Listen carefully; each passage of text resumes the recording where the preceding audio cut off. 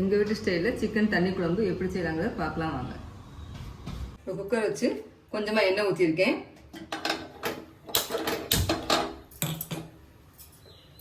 கொஞ்சம் நல்லெண்ணெய் ஊற்றிக்கிறேன்.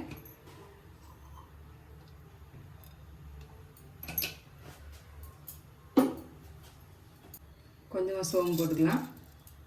ஒரே ஒரு இலை போட்டுக்கிறேன், பிரிஞ்சி இலை. சோம்பு நல்லா பொரிஞ்சிருச்சு.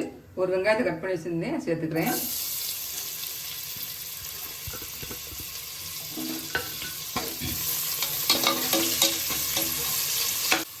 வெங்காயம் இந்த அளவு வதங்கினா போதும். கட் பண்ணி வச்ச தக்காளியை சேர்த்துக்கிறேன்.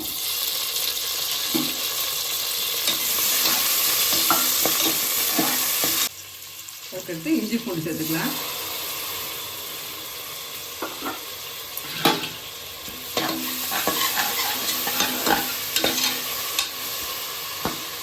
தக்காளி அதெல்லாம் மட்டும் உப்பு சேர்த்துக்கிறேன்.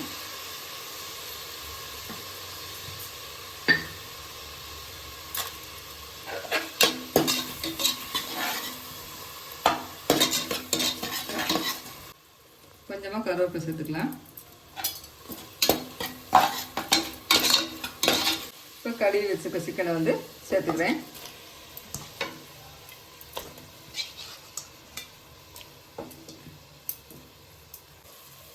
அடுப்பு இப்போ சிம் பண்ணிவிட்டு ஒரு 10 நிமிஷம் வெயிட் போடாமல் மூடி வைக்கலாம். இப்போ கொஞ்சமாக தேங்காய் போட்டுக்கிறேன். ஒரு 10 சின்ன வெங்காயம், ஒரு பச்சை மிளகாய் கட் பண்ணி வச்சுருக்கேன், அதை சேர்த்துக்கிறேன்.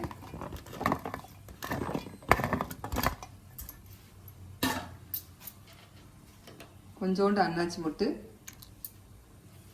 கொஞ்சம் பட்டை, கொஞ்சமாக மிளகு, கொஞ்சம் சோம்பு,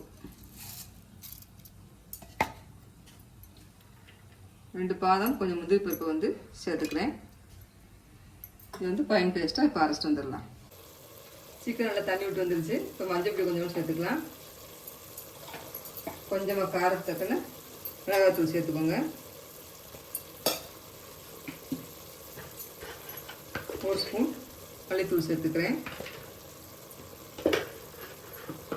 கொஞ்சமாக கரம் மசாலா பொடி,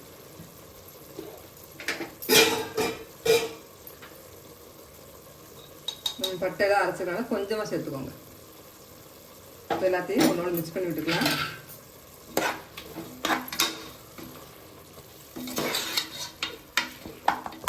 கொஞ்சமாக உப்பு போட்டுக்கலாம். நம்ம தக்காளி வதங்கும் போது கொஞ்சம் உப்பு போட்டோம்.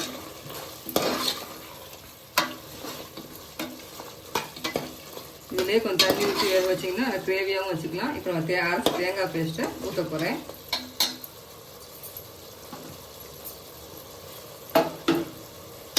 இந்த அளவு ஃபைன் பேஸ்ட்டாக அரைச்சிட்டு வந்திருக்கேன், சேர்த்துக்கிறேன்.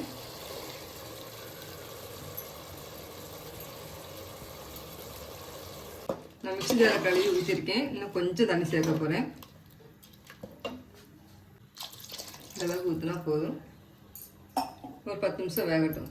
குக்கர் வெயிட்லாம் போட வேண்டாம், அப்படியே மூடி வச்சு 10 நிமிஷம் விடலாம்.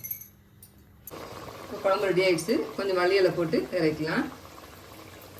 இப்போ டேஸ்டிங்காக பையனை கூப்பிட்ருக்கேன்.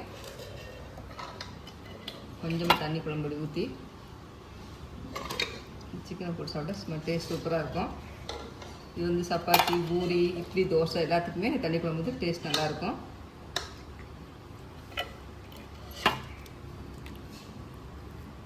தம்பி சாப்பிட்டு எப்படி இருக்குன்னு சொல்லு. செம்ம டேஸ்டாக இருக்குமா? சரி, செஞ்சு பார்த்து எப்படி கமெண்ட் பண்ணுங்கள். எங்கள் வீடியோ பிடிச்சிச்சுன்னா சப்ஸ்கிரைப் பண்ணுங்கள், ஷேர் பண்ணுங்கள்.